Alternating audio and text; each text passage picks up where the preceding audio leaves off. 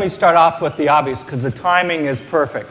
LinkedIn, $8 billion. $9 billion. I calculated out last night. I believe you could buy every condominium in downtown San Diego for $9 billion. Okay. So, $9 billion. Is that real or is it crazy? First, I don't know why you would want to buy every condominium in downtown San Diego, but... Have you been there? Yes, I have. It's lovely. It's a beautiful place. By the way, this is so funny. It's not the Silicon Valley Giants. It's the San Francisco Giants, and we're going to kick your ass on this one. Fear the beard. Fear the beard. Fear the beard. World Series champions. So I don't want to note that, but I will note it again. We're the World Series champions. Jeez, who won that series last year between the Padres and Giants? Who won more games? And yet. Yeah, well, yeah. Okay. Yeah. It's the end. It's like LinkedIn. They won. With LinkedIn, you want to know about what I think about the valuation? You know, it's interesting because I just wrote a story the other night about Zynga, also contemplating the filing of going public. Very different companies, actually, and they're all sort of being shoved into this idea of a bubble in Silicon Valley. I'm not so sure about that because there aren't that many companies going public. That LinkedIn was one of the first. I guess Demand Media went public. There's several on the docket. Pandora, I think Bright Cove is one of them. Everybody's waiting for Groupon, and obviously the big one is Facebook.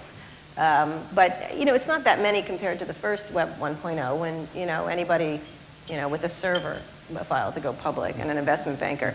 So there's two parts of it. One is that LinkedIn, the valuation is kind of crazy. It's compared to its revenues and its profits, of which there are, I think, $15 million in profits, which I believe my little unit at Dow Jones makes more than that. And it's certainly not worth $9 billion. I have a banker here, Mike. Yeah. So it's interesting because it'll be interesting to see how long those last. And I think one of the things that they warned is that this next year they're not going to have any profits because they're investing in growth. So it'll be interesting how that company does evolve its revenues. But what's good about a lot of these companies, LinkedIn is the least profitable of this group of companies, is they're quite profitable. They have very robust and growing businesses, high growth, and they're not. They certainly aren't the kind of companies that were coming public in the first round, which at one point I had an investment banker calling me during the first Web 1.0 saying we're pre-revenue, which was sort of like, really? That's an interesting way to do it. And I said, I'm looking out the window and there's an old lady crossing the street. Why don't you just mug her right now and take her money? Because then you'd have revenue. Yes, exactly. The whole model. So, I think in this case, these companies have been around for a little while. They've been allowed to develop. Case of Zynga, for example, the money just shoots out of that place. I mean, it's making a lot of money. It's making a lot of revenues. And same thing with Facebook. Same thing with Groupon, which is another company that has quite a lot of revenues and a lot of profits. So it's a somewhat different picture than before. And at the same time, they're going to have insane valuations. I think. So is it all over? I mean, do we have the winners in Facebook and Twitter and LinkedIn? I mean, Dmitry Shapiro's here. He's going to try and take on Facebook.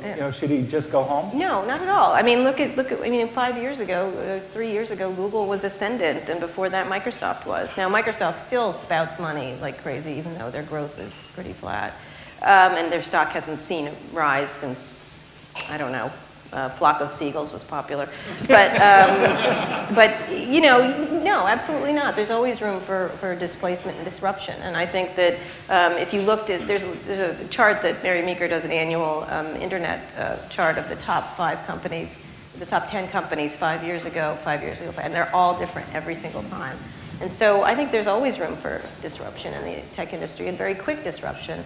I don't think you would have imagined a couple years ago that Google would be deeply worried about their business because of Facebook, and I suspect another Facebook killer is just around right now. So why? Maybe Dmitry.